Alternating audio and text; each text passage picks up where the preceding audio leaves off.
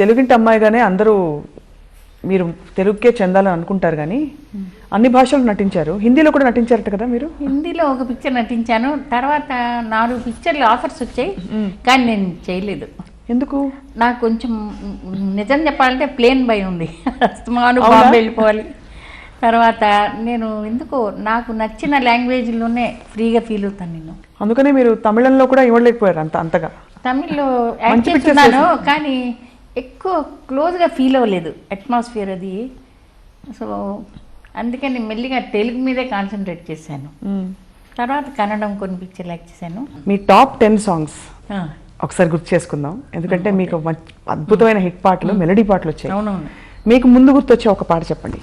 ఊహలు గుసూసలాడే ఫస్ట్ వాగ్దానంలో నా కంటి పాపలో నిలిచిపోరా, చాలా ఇష్టం. గుడిగంటల్లో నీలి కన్నుల నీడలలోనే అదొకటి. దూరాన నీలి మేఘాలు అనే పాట. తెల్ల చీర కట్టుకున్నది ఎవరి కోసం పాపులర్ సాంగ్.